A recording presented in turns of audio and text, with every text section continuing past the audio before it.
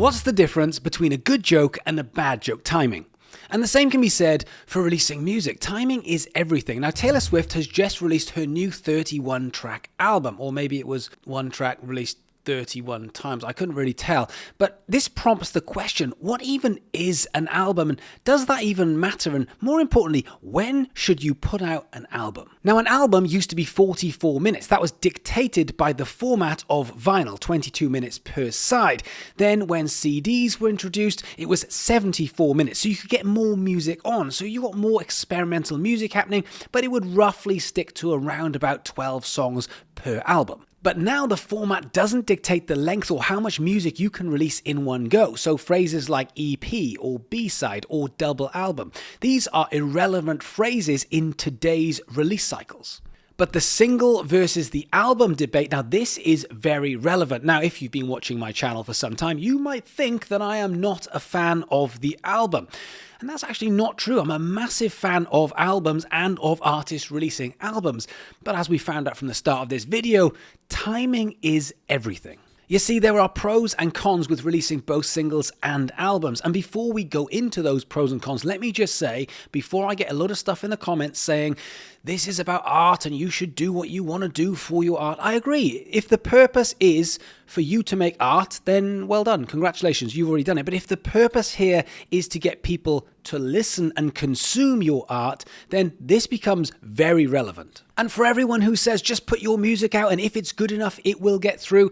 Yeah, maybe, but that's also like me saying, go for a run. Let's see how fast you can run 100 meters. Maybe you can do it in sub 11 seconds, but the chances are if you want to get to a sub 11 seconds, you're probably going to need to work on everything from diet and strategy and a lot of practice to be able to hit that achievement. So with that out of the way, let's look at singles. Now, when it comes to releasing a single, you have speed and agility on your side. You can pivot. You can change your strategy as you are going, which leaves you light on your feet. And for me, this is a very good strategy when you are an up-and-coming artist. Now, with single releases, you can get your music out quickly and then you can build momentum. A single builds the artist, not vice versa. Then you can promote for free. You can get good discovery, which builds momentum, and then you can find opportunities off the back of that momentum. Now, where we are at with music promotion, you can promote for free. You can get free discovery, which builds momentum, and that allows you to build opportunities off the back of the momentum. And then you can optimize, because if you're putting a single out, you can see what it's doing, and you can react when it comes to writing or recording your next single, or the promotion of your next single. Now, comparing singles with albums are expensive and time consuming. They're also harder to promote. You get a thing called exhausting the creative. Now, what that means is if you're putting a single out, how many times can you get on radio or blogs or podcasts or interviews or TV, etc.? The answer is maybe a few. Maybe you'll get 30, 40, 50 opportunities from that single. Now, if you put an album out, will you get more opportunities than you did with a single? The answer is no, probably the same.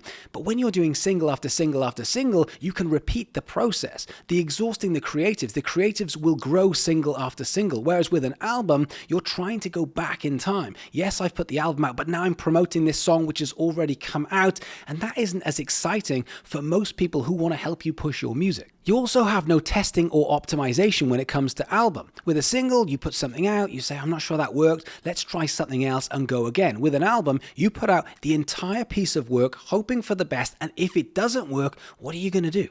Now, this all sounds very, very negative for albums, and it shouldn't be, because there is a time when you should release an album. Let's say, for example, you have 1 million monthly listeners on Spotify, which let's say probably will be about 3 to 4 million spins across tracks, depending on how many tracks you have on Spotify. Maybe 1 million, maybe 3 or 4 million. Now, if you put out an album of, let's say, 12 tracks, that 1 million monthly listeners will probably start to expand. But more importantly, the monthly spins will expand because you have a bigger library. If that starts to expand by, say, 2 or even 3 times, your 3 or 4 million spins a month is now 8, 9, 10 million spins a month. You start getting up into the tens of millions of spins, and you're dealing with $40,000, $50,000 per month just from streaming on one platform alone. So for me, singles and albums have a different purpose. Singles are fantastic for discovery, for building momentum, for building you as an artist and getting opportunities. And as you do that and start to grow this audience and start to get people who know who you are and want to listen to your music and give you those opportunities, that's the time to drop the album. Because at this point, you've got the traction, you've got the momentum, and now you can collect the reward. You can start to monetize off the back of what you've already built. In very simple terms, singles promote the artist, but the artist promotes the album. So therefore, you need to have the audience to be able to promote the album.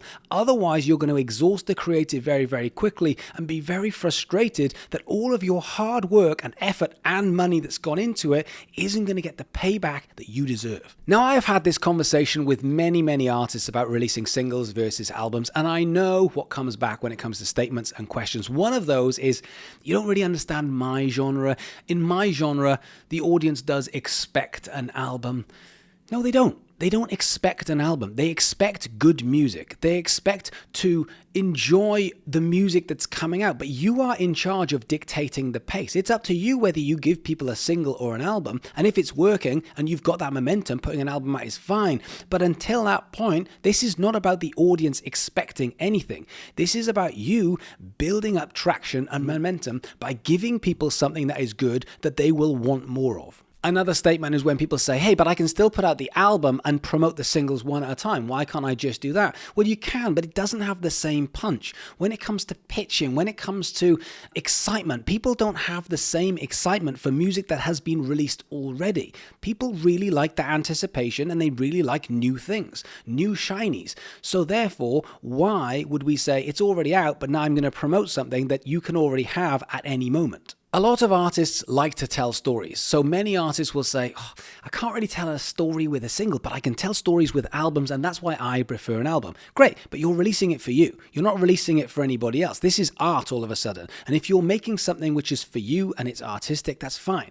The problem only occurs if you are unhappy with the results. If you're saying, why aren't people listening to my art? Then this is the issue. Now, what about touring opportunities? Artists say, well, hang on, if I want to go on tour, I need music out in the world before I can go on tour. Well, yeah, great. Well, put more music out. I don't understand the correlation because there's no rule on how fast you can release singles. You can release singles every week or every 2 weeks and still get all of the stuff we're talking about, still put out music quickly, still get into some kind of routine whilst you're getting the benefits of putting singles over an album. Now imagine if you are releasing music with a routine. Every week I'm going to put out a new song. Well, for a start, you are really going to benefit Spotify, the data, and your release radar because people are going to get used to it. They're going to say, well, hang on, if I'm going to get another one every week, I don't want to miss out. So I'm going to hit the follow button on Spotify, which is a very, very difficult thing to do. That's a big benefit. Same thing goes for socials. All of a sudden, there's more new stuff coming. Maybe I should hit the follow button because new stuff is coming. Same thing for playlists. You're starting to build relationships. I'll have another one next week. If you don't like this one, you'll like the one next week. All of a sudden, you are building momentum. Now, another thing I hear artists say is about physical copies. My audience likes physical copies, and so therefore I need an album out so I can sell a CD or a vinyl. But I don't see how the two can't coexist. Why can't you put a single out? You could still promote an album and say, hey, if you want the album before it's even been released, then you can buy the CD or the vinyl. That way, you are now monetizing and you've got the supply and demand. You've got something even more powerful. It's not even out and you've heard that single. Imagine if you buy the next album with 12 songs on it. To me, that's much more powerful. You don't necessarily, in this day and age, have to release the album to print 1,000 or 2,000 or 5,000 CDs. To me, all of these statements and questions are more excuses to deal with someone's ego. Yeah, but I really want to put out an album. And if that's the case, put an album. That's great. If you want to put an album out and you love working with albums, and more importantly, you can afford it and you're not going to worry so much about the numbers, then the album's the right thing to do for you. The issue only arises if you're putting an album out and saying, this isn't working. And that's the bit, setting those expectations. Taylor Swift has shown with this release that if you get enough momentum and speed, you can do whatever you want. You can be as self-indulgent as you want. You can put out as many songs as you want, and you are monetizing off the back of it.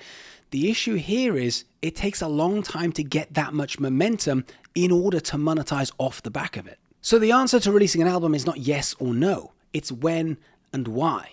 So leave your comments below. I will try and comment back as much as possible. And I love this topic because I am not against albums, and I am quite happy to debate this until the cows come home. So whatever your thoughts are, leave them in the comments below. Thank you for watching, and I'll see you again soon.